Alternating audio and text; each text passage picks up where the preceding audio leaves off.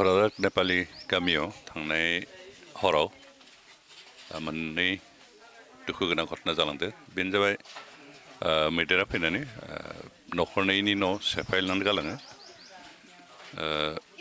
गंसे न' रावबो मानसि गैयामोन, खिन्थु बेयाव थानाय माइरंखिनिखौ जानानै थाङो। गुबुन गंसेयाव मानसिखौलाय एटेक खालामाखैमोन, खिन्थु न' सेफायनाय न'नि वाला उन्दुबाय थानाय न'नि मालिक आरो बिनि बिसिनि सायाव गोग्लैनायखाय न'नि जायजोन मालिक बिथांनि खर'आव बे पाक्कानि वाला गोग्लैसेननानै दा जोबोर सिरियास इन्जुर जाना दं। आरो बिसिनि आथिङाव वाल गोग्लैदोंना आथिङाव फ्रेक्सार, एकदम गाज्रियैनो फ्रेक्सार जादों। दिनै बिथांमोनखौ तेजपुर मेडिकेल कलेज हस्पिटालाव एडमिट खालामनानै दोननाय जादों, खिन्थु खोब सिरियास पेसेन्टआ। बेनिखायनो बे जाथाया जोबोद दुखु गोनां। ओरैनो दा तेजपुर मेडिकेल कलेजनिफ्रायबो आरो बे माबाखौ न'खरनि बिसिखौ बेयाव ट्रिटमेन्ट खालामनो एसे असुबिदा जागोन होननानै बिथांमोना गुवाहाटि मेडिकेल कलेजाव रेफार खालामना हरदों। लांथ'नाय जायाखै, हयथ' दिनैनि भितराव लांगोन। आरो सासेया खिन्थु सेन्सलेस जाना दं न'नि मालिका। बे जाथाया जोबोद दुखु गोनां, खारन बे ओनसोलाव दाखालि बावैबो बिदिनो न' सेफायना गालांदोंमोन। मैदेरनि जिथु माबा, मैदेरा मानसिजों जिथु नारा जालायबाय थानाय, बे जाथायखौ सरकारनिफ्राय जेसेबांहाय बोस्रांनो नाजादोंबाबो कमप्लिट बोस्रांनो हायाखै, आरो बे जोबोद दुखु गोनां बाथ्रा। बेनिखायनो जों दिनै नायफैनानै बे न'खरखौ सरकारनि नेम बायदि फरेस्ट डिपार्टमेन्टनि माबायदि हेफाजाब खालामनो हायो, बेखिनिखौ हेफाजाब दिहुननो जों नाजागोन। अफिसियेल जिखिनि प्रसेस बेबायदि नांगोन। आं खावलायदों स्थानीय जायजोन गावबुरा लोगोसे गामिनि गोरों गोरा सुबुंमोना जाहाथे बे न'खरखौ हेफाजाब खालामो। अन्तत' न'नि मालिकआ थांगोन थैगोन बेबायदि एसे गेरेन्टि गैयि जाना दं।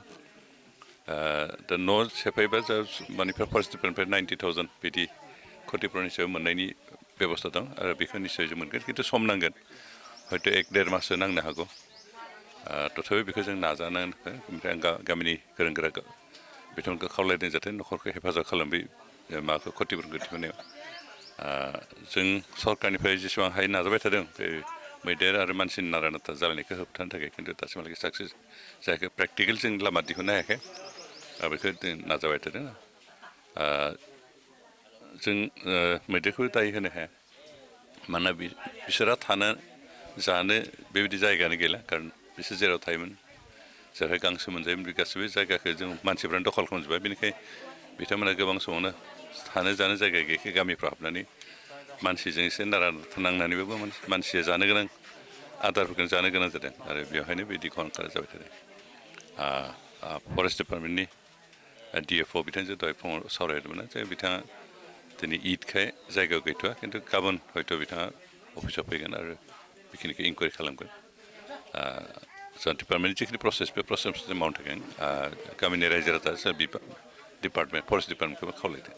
सार, रायजोफोरा मोनसे डिमान्ड खालामबाय थादों, जिहेतु बे ओनसोलाव सलार फेसिनि मोनसे गोनांथि आरो बे न'सा न'नि मोनसे गोनांथि होननानै बिथांमोना सिगांनिफ्राय डिमान्ड खालामबाय थादों। बेजों जिथु समाधाना सुस्रांजाया, अब्लाबो एसेब्लाबो खमायगोन बेबायदिखौ नोजोरखौ खालामदों आरो रायजोफोरा। ओरैनोथ' स्पेसियेलि बे भुटान बर्डार एलेकानि माखासे गामियाव सलार होनाय जादों, सलार लाइट। बेबायदि मैदेर फैनायखौ नुथों होननानै, खिन्थु भितर गामिफ्राव बिदि होनाय जायाखै। बे होनायाव हयथ' मानसिफ्रा एसे नुनानै एडभान्स मोनसे सांग्रां जानो हागोन, खिन्थु बे बेब'स्थाजों टटेल सलिउसन जागोन होननानै जों फोथायनो हाया। मानोना गोबां जायगायाव बिदि सलार लाइट होनानै स्रां खालामदोंबाबो मैदेरफोर फैनाय सम सम उत्पादा खालामो। आसल कारनाथ' बिसोर जे बिथांमोना थानो जायगा गैला, जानो आदारबो गैला, खारन जेरावहाय आदार मोनजागोन बेबायदि जायगाखौ मानसिफ्रानो दखल खालामजोब्बाय। बेनिखायनो बिथांमोना मानसिफोरनि गामिफ्राव फैनानै आदार नागिरफैनो गोनां जायो। बेनो मानसिजों हंखादा जायो। बेनिखायनो बेखौ समाधान खालामनाया एसेबां इजि नङा, खिन्थु थेवबो जों बेखौ नाजाबाय थादों। सरकारा नाजालाफोरनो दोनाखै। जों आसा खालामदों जे मोनसे समाव हयथ' जों बेनि मोनसे पार्मानेन्ट मोनसे सलिउसन लाबोनो हानो हागोन।